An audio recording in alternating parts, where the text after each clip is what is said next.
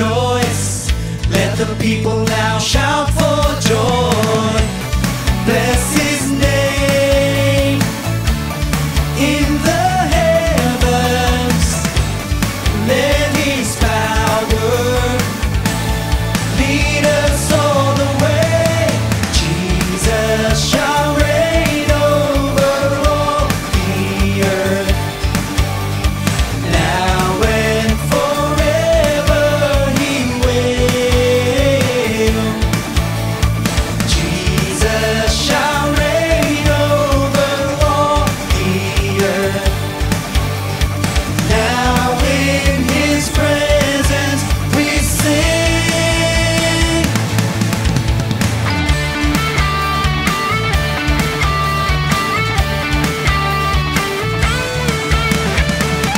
As His people bow before Him to give honor, power, and glory, we will wait for the Lord.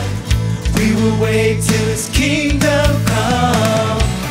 Bless His name in the heavens.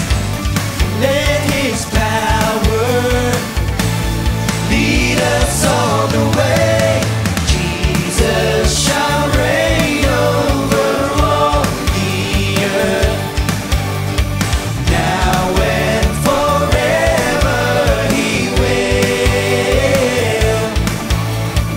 Jesus shall reign over all the earth, now in His presence we sing.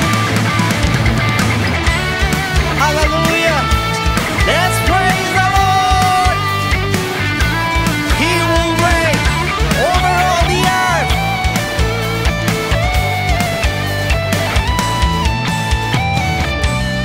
Bless His name in the heavens. Let His power lead us all the way. Jesus shall reign over all the earth, now and forever He will. Jesus shall reign over all the earth, now in His presence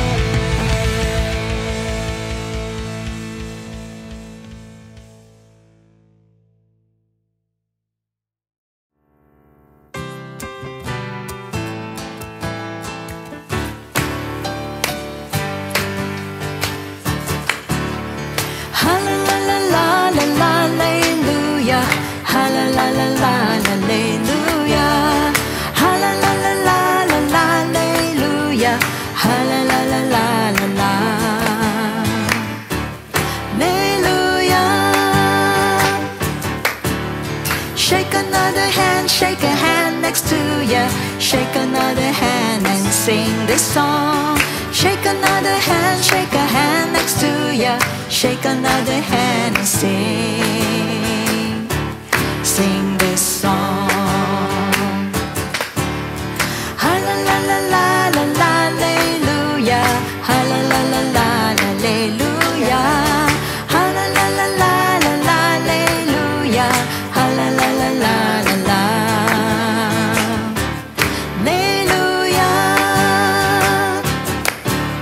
Sing a joyful song, sing a song next to ya. Sing a joyful song and sing la la.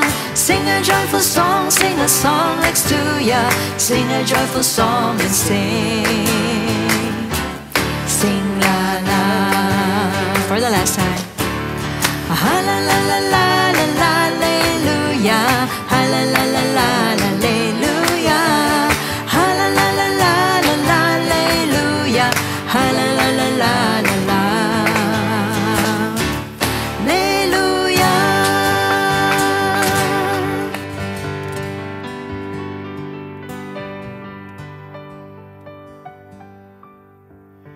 Praise the Lord sa pumapagpalang gabi sa inyo po lahat. On behalf of our beloved Bishop Luwin, Pastor Norma, maraming salamat for giving me this opportunity once again to share the Word of God, para i-share po ang kabutihan ng ating Panginoon at higit sa lahat sa ating pong Supreme Creator, ang ating Panginoon Jesucristo, na siya pong nagpapaintulot ng lahat ng bagay. Salamat po sa Lord sa opportunity na makatayo po sa harapan po ninyo. At ngayong gabi, napakahalaga po ng ating pong pag-uusapan dahil tayo po'y nasa last na po na part ng ating pong series. Pero bago po tayo magpatuloy, bago tayo magsimula, tayo po muna'y manalangin sa ating Panginoon. Yuko natin pong mga ulo. Lord, we thank you so much, Panginoon, for this wonderful night na binigyan niyo sa amin na muli makapag-aral ng mga salita mo. Patuloy kami lumalapit sa iyong trono ng biyaya sa awat habag mo, Panginoon. Linisin mo aming mga puso't isipan at gawin niyo po kaming karapat-dapat sa dakilang gawain na ito. Hayaan mo yung spirit of conviction, Panginoon, na dumaloy po sa bawat isa po sa amin. Again, you feed us with your wisdom, your knowledge, and understanding, Panginoon. At lahat ng aming mapapakinggan ay maipamuhay po namin. Dalangin namin yung mga kasama namin na pauwi, galing sa trabaho at malalayong lugar. Hayaan mo makarating sila sa kanilang mga tahanan na maayos at umabot po sa aming pag-aaral. Lining basbasa mo yung abang lingkod. Alam mo, Panginoon, na wala akong magagawa kung wala ka, Panginoon. Samahan mo kami, i-guide mo kami ng Holy Spirit mo. Muli sa iyo po lahat ng kadakilan at kapurihan. In Jesus' name, Amen. So praise God, mga kapatid. Last week, we have learned how Ahab dressed like a soldier. But unfortunately, he died like a sinner. So tonight, as we continue with the last part of this topic, we are going to talk about the arrow will find its mark. Ang sabi po sa 1 Kings chapter 22 verse 30, and the king of Israel said to Jehoshaphat, I will disguise myself and go into battle, but you put on your robes. So the king of Israel disguised himself and went into battle. So kung mapupuna po ninyo, kung nagtiwala po si Ahab sa propesiya para suotin po yung disguise, bakit hindi po siya nagtiwala dito para magsisi? Or why didn't he trust it enough to repent? Sa 1 Kings chapter 22 verses 17 to 28, maalala po natin, dito po nakatanggap po si Ahab na isa pong direct prophetic na mensahe mula po kay Micaiah, na yung pong pagpunta niya sa labanan would lead to his death. So deep down or deep inside, naniwala po si Ahab sa propesiya na pinatutunayan ng kanyang mga gawa. Kaya nga po, bakit naman po siya magbibihis na katulad po ng isang ordinaryong sundalo habang pinadala naman niya po si Jehoshaphat sa battlefield na nakasuot po ng royal robes? So the tragedy is this. Ahab feared the prophecy enough para subukan po tumakas. Pero hindi po sapat ito para maghanap ng pagsisisi. Kaya lumilitaw na hindi po ito isang kaso ng disbelief, kung hindi ito po isang kaso ng selective belief. Ano po ibig sabihin? Siya po ay naniniwala sa peligro pero ni-reject niya po ang solusyon. Ano po yung solusyon? Submission to God. Kaya instead of humbling himself, mas pinili niya po na i-manipulate ang sitwasyon sa pag-aakalang maiiwasan niya po ang mga consequences po nito. At umaasa po siya na ma-outmaneuver niya po ang divine justice ng ating Diyos. Instead na mag-yield or sumurrender sa divine mercy, ito po yung tinatawag na illusion of control. Bakit ko po sinabi? Yung pong pagpapanggap po ni Ahab ay nagre-represent po ng isang puso na ina-acknowledge po ang salita ng Diyos but refuses to surrender to it. Yung pong kaluluwa na nagsasabi na i-adjust ko yung outward na behavior ko, pero hindi ko babaguhin yung puso ko. Katulad po ng ibang tao sa panahon po natin ngayon na gaya ni Ahab, yung pong benefit ng protection na wala yung halaga ng pagsunod. Na makikita natin ang attitude kung paano po ang ibang tao ay rumiresponde sa mga sermons. Katulad po na iba, nasusubukan pong palitan po yung mga anyo o itsura po nila, pero hindi po nila pinapalitan kung paano po sila mamuhay.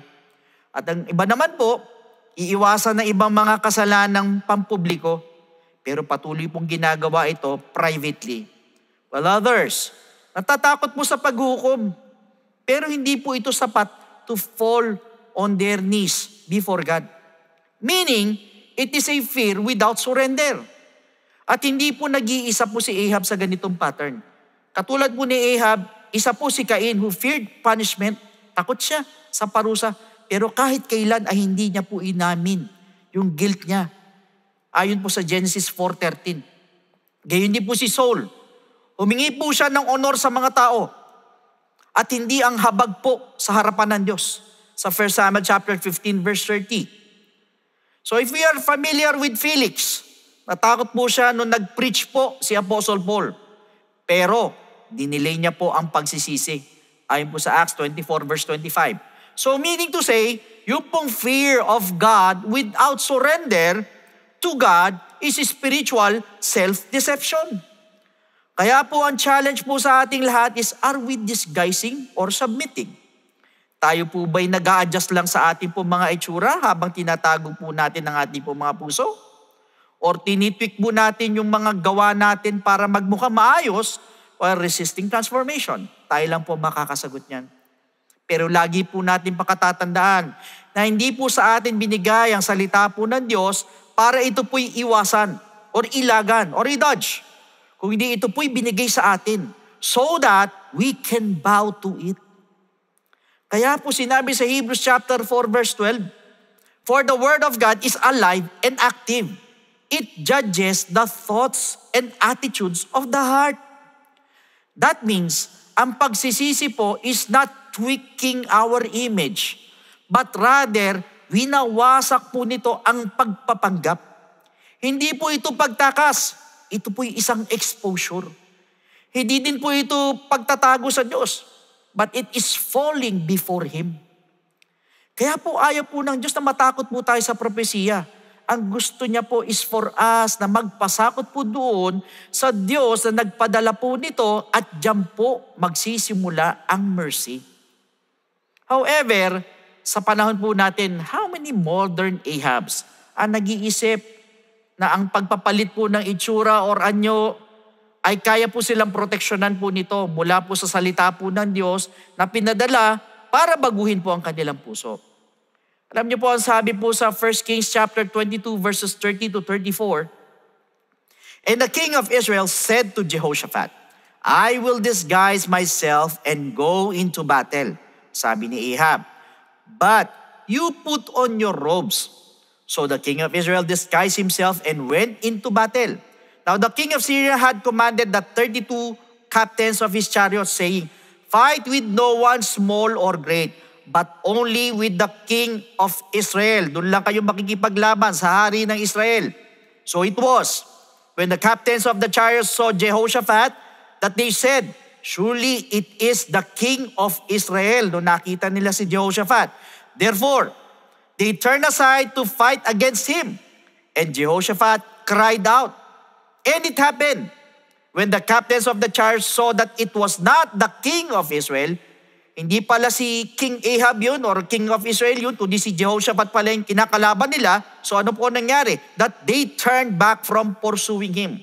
Now verse 34, now a certain man drew a bow at random and struck the king of Israel between the joints of his armor. So he said to the driver of his chariot, turn around and take me out of the battle, for I am wounded.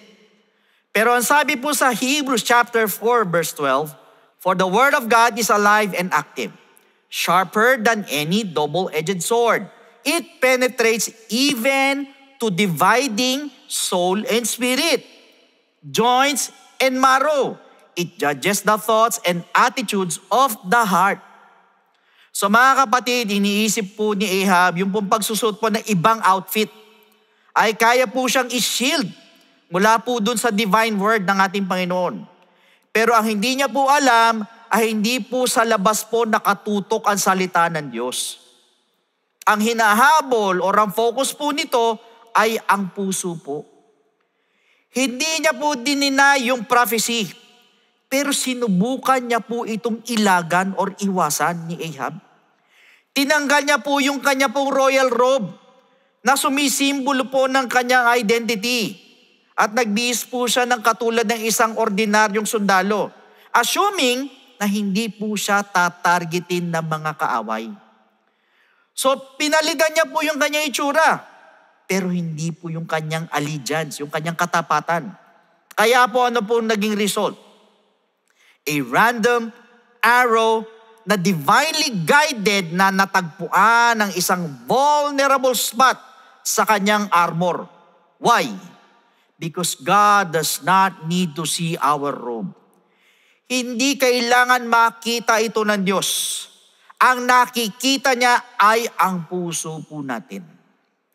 Therefore, it was disguise versus deliverance. Nakatulad po ni Ahab sa panahon po natin ng iba po mga mananampalatayang modern day believers po, pinapalitan po nila ang kanilang behavior sa publiko, pero hindi po yung kanilang paniniwala in private. Ay iba naman po ay nagsusuot po ng uniforme ng relihiyon at inaasahan na maitatago po nito ang panloob na rebellion.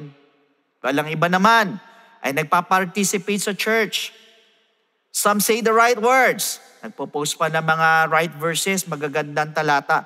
Kaya lang po nagre-resist po sa transformation na dinedemand po ng Diyos. Katulad po na magpo-post ng mga verses sa social media, pero nakikipagbanatan naman sa same platform. Samantalang simba naman na simba, pero hindi pa rin nagbabago. Why? Kasi po naniniwala po ang iba na pwede po silang magmukhang spiritual enough para maiwasan po ang arrow of conviction. But truth be told, ang salita po ng Diyos ay hindi po inadya para maiwasan. Kung hindi ito po inadya para yakapin or to embrace.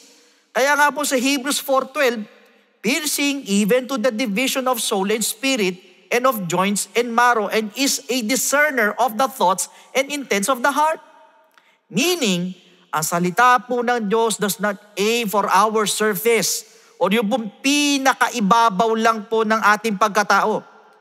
But it cuts into our soul. Tagos po yan hanggang kaluluwa. Hindi po nito in-expose yung ginagawa natin, but it discerns kung bakit natin ito ginagawa.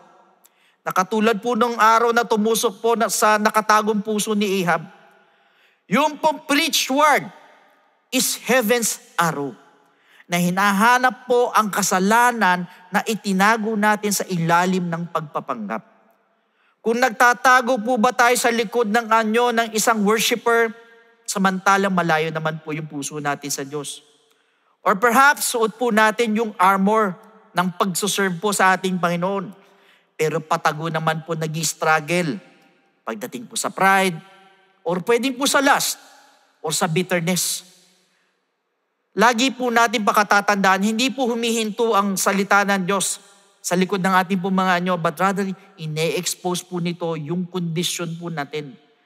Alam niyo po, pag tayo po yung natagpuan ng salita ng ating Panginoon, kuminsan po kasi ang iniisip po ng iba, kung tayo'y magmumukhang banal, maybe the sermon ay hindi po para sa atin.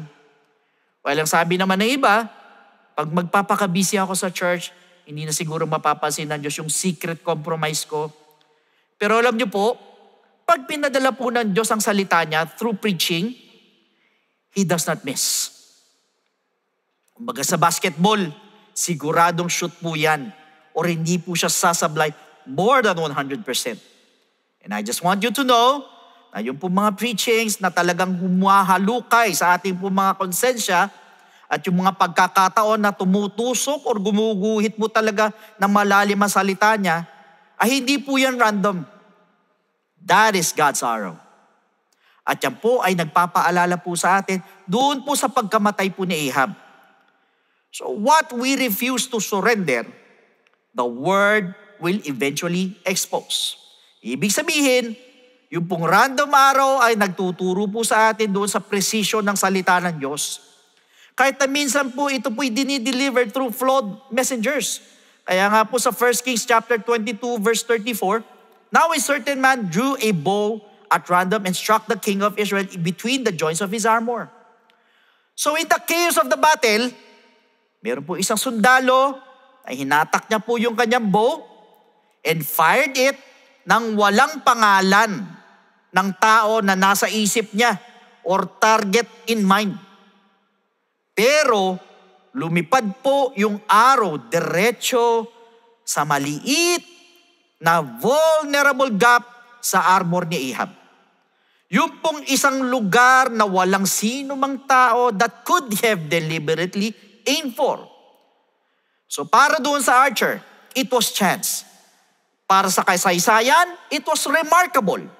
Pero para sa langit, it was God fulfilling His word spoken through Micaiah in 1 Kings chapter 22 verses 17 to 28. Hindi po swerte or tsamba kung tawagin po ng iba ang random arrow na ito, kundi ito po ay isang laser guided by divine purpose. At ganyan po katindi ang salita ng Diyos. Ang salita po ng Diyos ay pirming tumatama kung saan po ito nakatutok, which embodies Hebrews chapter 4 verse 12. So meaning, ang salita po niya bypasses armor, yung mga defenses po na ginagawa natin, yung mga excuses that we craft, at mga roles we play. Ine-expose din po nito yung pong isang lugar na iniisip natin na nakatago. Hindi po ito sumasablay. Kahit ang nagdala po nito ay mga hindi perpektong sisidlan or vessels. Tandaan po natin, God's accuracy is not dependent on man's ability. Hindi po dyan nakasalalay. And do not forget, si Prophet Micaiah was rejected at nakulong po dahil sa pagsasabi niya ng katotohanan. Yung archer ay hindi po pinangalanan and possibly hindi eksperyensado. Yet, ginamit po ng Diyos ito pareho. Isang faithful preacher at isang unwitting soldier para magkaroon po ng katuparan ng kanyang sovereign will kay King Ahab. Ang kapangyarihan po ay wala po sa pagiging mahusay or eloquent na isang tagapagsalita. Kundi ang kapangyarihan po ay nasa aim ng Holy Spirit. Nakatulad po ng sinabi ni Apostle Paul sa 1 Corinthians chapter 2 verse 4, and my speech and my preaching were not with persuasive words of human wisdom, but in demonstration of the Spirit and of power. So by the demonstration of the Holy Ghost and of power, at dun po nang gagaling ang power, hindi po sa galing ng speaker. And truth be told, pwede pong gamitin ng Diyos ang isang trembling preacher or isang flawed sermon or even a broken vessel to fire an arrow na tatamaan ang nakatagong kasalanan. Or ang isang matagal at mahabang binabaliwalang tawag ng Diyos or isang matigas na puso. Now, sa pagkakataon po ito, sa 1 Kings chapter 21 verse 19, ang sabi po rito, you shall speak to him saying, thus says the Lord, have you murdered and also taken possession? And you shall speak to him saying, thus says the Lord, in the place where dogs lick the blood of Naboth, kung saan dinilaan ng mga aso yung dugo ni Naboth, dogs shall lick your blood, even yours. Yung mga asong yan ay didilaan din yung dugo mo. Gayun din po, sabi po sa 1 Kings chapter 35 to 38. The battle increased that day, and the king was propped up in his chariot, facing the Syrians, and died at evening. The blood ran out from the wound onto the floor of the chariot. Then, as the sun was going down, pababa na po yung araw, a shout went throughout the army saying, "Every man to his city, and every man to his own country." So the king died and was brought to Samaria, and they buried the king in Samaria. Then someone washed the chariot at a pool in Samaria, and the dogs licked up his blood. Ulitin ko, the dogs licked up his blood. Dinilaan po ng mga aso yung kanyang dugo while the harlots bathed, and according to the word of the Lord which he had spoken. Kung mapupuna po ninyo, yung pong paghukom po kay Ahab was delayed for years pagkatapos po ng propesiya. So ano po ang masasabi nito patungkol po sa habag po ng Diyos at yung pong peligro of misinterpreting His silence? It means na ang delayed judgment is not forgotten judgment. Nung kinompronta po si Ahab pagkatapos ng pagpatay po kay Naboth, malinaw at specific po ang paghukom ng Diyos. Yung pong pagkamatay po ni Ahab would be humiliating, at yung pong mga aso na dinilaan po ang dugo ni Naboth ay didilaan din po ang dugo niya. However, months and possibly years na ang lumipas po between sa prophecy at sa fulfillment. During that time, gumawa po ng political move si Ahab. Nag-lead po siya ng mga labanan. He even briefly humbled himself sa 1 Kings chapter 21 verses 27 to 29 na naging sanhi po ng delay ng final judgment. Pero kahit na ito po ay na-delay, hindi po ito nabura. It was not erased. Why? Dahil ang salita po ng Diyos ay hindi po katulad ng threat ng tao na makakalimutan or posibleng makalimutan over time. Mahihinog po ang salita niya. Ito po ay maghihintay. Then, it strikes. Iniisip po kasi ni Ahab na yung pong pagiging tahimik po ng Diyos was the removal of judgment. Ay, hindi niya po alam na ito po pala ay isa pong restraint of God's mercy. Na napakadelikadong misinterpretation ng katulad ng mga tao sa panahon po ni Noah. They ignored the warnings until the flood came sa Matthew 24 verses 38 to 39. Katulad din po sa Sodom na nagbi-business as usual sila until dumating po yung apoy mula po sa langit sa Genesis 19. Alam niyo po, ang sabi po sa Ecclesiastes chapter 8 verse 11, because the sentence against an evil work is not executed speedily. Therefore, the heart of the sons of men is fully set in them to do evil. So akala po ni Ahab ay pinagtakpan po siya ng panahon mula sa Diyos. Pero hindi po kinakansela po ng panahon ang katotohanan. Pero sinusubukan lang po nito kung susubukan po ba natin na kunin yung pagkakataon na magsisi. Ibig sabihin, God's mercy is real, but so is His memory. Therefore, silence is not approval, delay is not denial, and patience is not permission. Pero nagbibigay po ng daan ng habag ng Diyos para sa pagsisisi. Pero pag hindi po dumating ang pagsisisi, o hindi po tayo nagsisi, ang paghukom po ay darating ng biglaan at mayroong kasiguruhan. Si Ahab po disguised himself at naglakad po sa labanan katulad ng isang tao na iniisip na nag-expire na po ang salita ng Diyos. Pero ang hindi po niya alam ay hindi po nakakalimutan ng langit kung ano po ang idineklara po nito. Ibig sabihin yung pong random arrow sa 1 Kings 22 verse 34. Ito po ay hindi po isang aksidente, kung hindi ito po ay isang appointment. Why? Every unheeded warning becomes a louder witness sa araw ng paghukom. Sa makatuwid, mercy delays, but it does not cancel. Yung pong habag po ng Diyos held back the arrow. Kaya alam po, hindi po pumayag si Ahab na magbago. Yun ang problema. Kaya hindi po siya namatay dahil sumablay po ang Diyos. At kailanman hindi po sasablay ang Diyos. But rather siya po ay namatay dahil naghintay po siya ng mahabang panahon to take God seriously. Kaya nga po ang sabi po sa Romans chapter 2 verse 4, or do you despise the riches of His goodness, forbearance, and long-suffering, not knowing that the goodness of God leads you to repentance? That is why do not mistake delay for dismissal.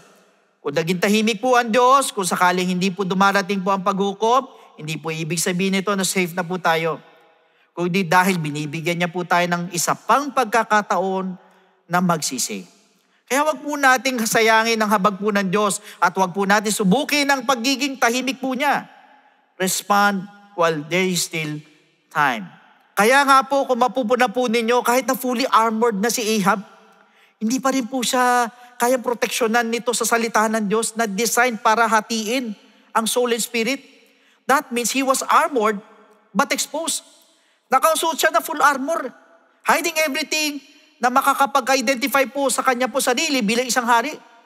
Yet yung pong arrow still found its way in. Why? Because no matter how skilled our strategies are, hindi natin kayang i-out-armor ang sovereignty po ng Diyos. Yes, naka-armor po siya sa labas, pero vulnerable po siya sa loob. In fact, base po sa Hebrew text, yun daw arrow na pumasok doon sa maliit na joint, doon sa kanyang breastplate or sa kanyang armor. So, is a reminder that even the smallest unguarded place is enough for divine precision. Ibig sabihin, kahit na yung pong hindi nababantayan na pinakamaliit na lugar, ay sapat na para sa banal na katiyakan. At ang salita po ng Diyos is like that arrow. It does not just aim what is seen, but it penetrates what is secret, piercing even to the division of the soul and spirit, according to Hebrews 4:12. Inahati po nito between what we appear to be and what we actually are. Sinubukan po ni Ahab takpan yung sarili niya with armor, with strategies. Sinubukan niya rin with distance from that prophecy. Yung po delay of judgment. Pero ang salita po ng Diyos found its mark. Kaya ngayon pong araw na ito, ngayong gabi ito, ang salita po ng Diyos does the same. Alam po nito kung saan po nagtatago ang ating po mga resentment. Behind those smiles. Alam po nito yung pride po natin is masked as confidence. Alam din po nito where our compromise lives beneath religious habits. Kaya nga po ang tanong po sa atin ng Lord, ano po ba ang gap are we armoring against God's Word? Tandaan po natin na lahat po tayo meron po mga armor joints na tinatawag. Mga gaps na iniisip natin na masyado maliit para ma-expose. Perhaps a hidden sin na minamanage po but is never surrendered. Or pwedeng isang relationship that we know is toxic pero ayaw nating putulin. Or maaaring tinatawag po tayo ng Diyos pagkatapos binabaliwala po natin thinking that delay means dismissal. Alam niyo po, hindi na po kailangan ng salita ng Diyos ng malawak na opening. Ang kailangan lang po nito is a yielding heart. The very area that we are protecting may be the exact place God is pressing in today. Hindi po para wasakin tayo, kundi para i-deliver po tayo. Kaya wag po nating tratuhin na kaaway po ang conviction. Kasi po, ang conviction is not cruelty, kundi ito po isang grace. Pinapadala po ng Diyos ang arrow hindi po para patayin ang ating pong destiny. Kundi ito po ay pinadadala para mailabas po kung ano po yung pilit na pumapatay po sa ating pong mga kaluluwa. Si Ahab po ignored conviction until yung pong arrow made the choice for him. Kaya po, tanong sa atin ng Panginoon, what word has been piercing us again and again? Pero patuloy po natin itong pinapatsian lang with thicker armor.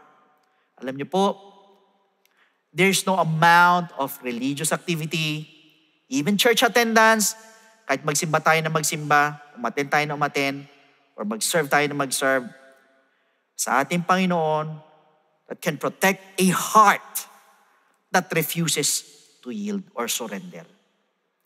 That is why at this moment, yan po natin ang salita po ng Diyos to pierce before the arrow falls.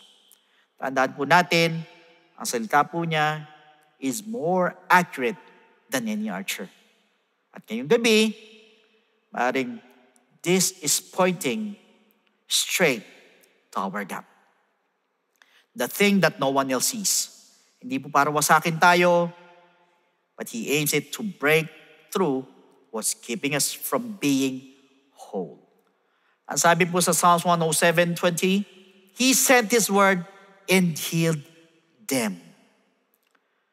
So let today's arrow be healing, not judgment. So at this moment, yuko natin po maulo, tayo po'y magpasalamat sa ating Panginoon. Father in heaven, labis po kami nagpapasalamat sa iyo sa paglalagay sa amin, mga puso, yung pong kahalagahan ng inyong pong banal na salita sa aming buhay. Lord, patawarin niyo po kami sa mga pagkakataon po na nagre-resist po kami sa mga salita mo, sa mga sermons, sa mga preaching ng Word of God na amin napapakinggan. Lord, patuloy niyo pong ilagay sa amin ang conviction and help us to have a heart that yields, yung marunong sumuko, marunong sumurrender sa iyo. Lord, we pray that you continue to guide us through your holy word and shower us with your grace. Muli, maraming salamat po sa mga salitang ito. All these things we ask in Jesus' name. Amen. So glory to God for this enlightening and soul-piercing message na naniniwala po ko hindi lang po para sa ating po mga Kristiyano, kundi ito po rin ay para po sa ating po mga first-time viewers. Tayo po lahat ay kinakausap po ng Diyos na nakikita po ng ating Panginoon yung kung kayo man po'y struggling, perhaps with pride, or anuman pong uri ng kasalanan. Pero alam niyo po, sa mga first-time viewers, mahabagin po ang ating Panginoon. Punong-puno po siya ng habag. And He wants to make you whole and experience deliverance.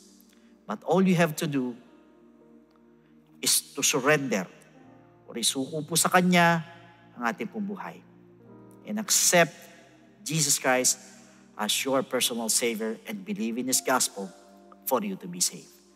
Pag sinabi po natin salvation, nasabi po sa Ephesians chapter 2 verse 8, for by grace you have been saved through faith, and that not of yourselves, it is the gift of God. Malinaw po na sinabi ng talata, what we are saved by grace through faith. Kaya alam po ang tanong, saan po tayo mananampalataya at maniniwala? That is the question. It is found in 1 Corinthians chapter 15 verses 1 to 4.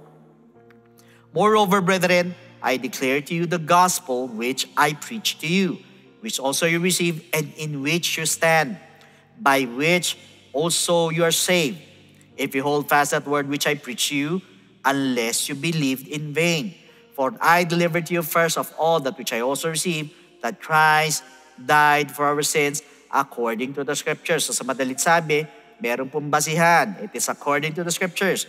And that He was buried, and that He rose again the third day according to the Scriptures. So again, meron pong basis, and the basis is according to the Scriptures. Ibig sabihin, we need to believe in the gospel of Jesus Christ, yung pong death of Christ, yung burial of Jesus Christ, at yung pong resurrection of Jesus Christ. So tatlo po yan na kailangan po natin sampalatayanan at paniwalaan. The death, burial, and resurrection of Jesus Christ. Kaya lang po ang tanong is believing enough. Pag tayo po ba'y nanampalataya, tayo naniwala, ay wala na po tayong gagawin, hihinto na po tayo dun, tutundok na po tayo dun, or matatapos na po tayo dun. Alam niyo po, masabi po sa 1 Peter chapter 4 verse 17, for the time has come for judgment to begin at the house of God. And if it begins with us first, what will be the end of those who do not obey the gospel of God? Ano daw ang katatapusan? Ano daw ang dulo doon sa hindi sumunod sa gospel ng ating Panginoon? So sa madalit sabi, the gospel of Christ must be obeyed. Pag tayo nanampalataya, tayo naniwala, kailangan lakipan po natin ng pagsunod. Hindi po tayo matatapos sa believing, hindi din po tayo matatapos sa pananampalataya, kundi kailangan ito po'y sundin po natin. Pag tayo naniwala at nanampalataya, kailangan lakipan po natin ng pagsunod. Kaya lang po ang tanong, how will you obey? In the book of Acts chapter 2 verse 38, then Peter said to them, repent and let every one of you be baptized in the name of Jesus Christ for the remission of sins, and you shall receive the gift of the Holy Spirit. Now, first is repentance. Tayo po'y magsisisi po ng ating pong mga kasalanan. We're going to ask for forgiveness. We're going to confess our sins. At naniniwala po ko, as long as nandun po yung genuine repentance sa ating pong mga puso, kahit pakiramdam mo, napakarumi mo, ang dami mong kasalanan, ang dami mong kapalpakan, as long as andun yung taos-puso ng pagsisisi, believe me my friend, the Lord is willing and able to forgive our sins. Para bagang pinapatay po natin ang ating po mga kasalanan, kasabay naman po ng pagkamatay po ni Kristo. Diyan din po papasok yung po death to sin. So yun po yung unang step, we need to repent. Second, we need to be baptized in the name of Jesus Christ. Tayo naman po ibabautismo sa tubig. So ilulubog po tayo sa tubig in the name of Jesus Christ po yan. Ang sabi po sa Romans chapter 6 verse 4, therefore, we were buried with Him through baptism into death, that just as Christ was raised from the dead by the glory of the Father, even so we also should walk in newness of life. Sa madalit sabi, we need to be baptized in the name of Jesus Christ. Why? Dahil para bagang inililibing naman po natin ang ating po mga kasalanan kasabay po ng paglilibing kay Kristo. Hindi po ito paghuhugas ng dumi ng katawan, kundi ito po yung pag-aalis po ng ating po mga kasalanan. And take note, that water is a type of the blood of the Lamb that takes away the sins of the world. Kaya napakalaga po na tayo po yung magpabautismo in the name of Jesus Christ po yan. So yan po yung pangalawang step. We need to be baptized in the name of Jesus Christ. Now the third step is we need to receive the gift of the Holy Spirit. Diyan naman po papasok ang ating transformation, ating pong regeneration. Sa madalit sabi, tayo mababago na po na nabanggit po sa Romans 8:11, ganyan po sa Titus chapter 3 verse 5. In fact, once we receive the gift of the Holy Spirit, we're also receiving power. Power saan? Sa lahat po ng mga first-time viewers, aminin nyo man hindi, lahat tayo may kahinaan. Minsan pinipilit natin magbago, isa, dalawang buwan. Sa mga susunod na panahon, mamabalik tayo sa dati. Perhaps yung mga bad habits natin, yung mga hindi natin magagad na ugali, or may mga bisyo tayo. Pinipilit natin, babago tayo sa daling panahon, tapos babalik ka na naman sa dati, tapos magbabago ka na naman, tapos babalik ka na naman sa dati. Kung mapupuna po ninyo, pabalik-balik. Ayaw tayo magbago ng lubusan. Bakit? Sarili lang po natin. But you know what? Once you receive the gift of the Holy Spirit, yan po yung sinasabing power. Power saan? Power to overcome all our weaknesses. At yan din po yung magpapaalala po sa atin para makasunod po sa kalooban po ng ating Panginoon. So take note, dito po tatlong bagay nito yung kailangan maganap po sa ating po mga buhay. First, we need to repent. Second, we need to be baptized in the name of Jesus Christ. And thirdly, we need to receive the gift of the Holy Spirit. And that is what we call the good news. And that is the gospel of Jesus Christ. So at this moment, sa lahat po ng mga first-time viewers, sa mga gusto tumanggap sa ating Panginoon, pwede po ba na itaas po natin na ating dalawang kamay bilang tanda ng pagsuko, yuko po natin ang ating pumaulo, and please repeat after me with this prayer na habang binabanggit natin ang panalangin ito, andun tayo taos puso na humingi ng tawad sa ating Panginoon, sa mga nagawa natin pagkukulang at pagkakamali natin, sa mga kahinaan natin. Just take it to heart. Lagay natin sa puso. Yan po ang tinitignan ng ating Panginoon. So please repeat after me.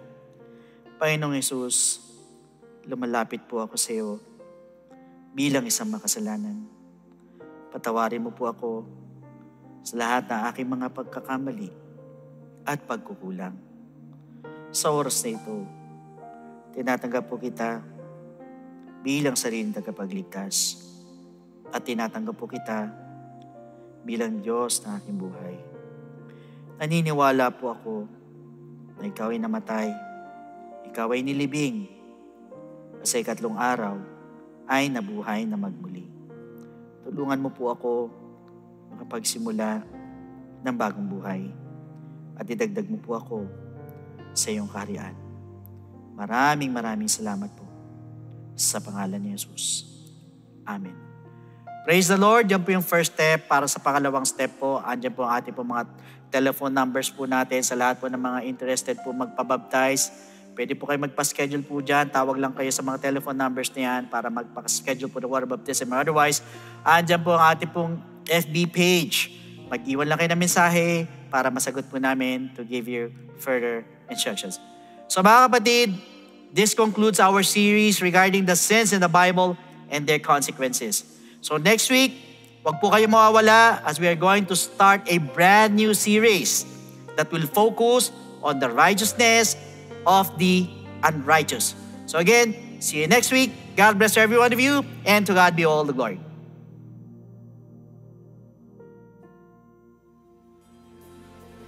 And all to Jesus now. All to Jesus now. I'm holding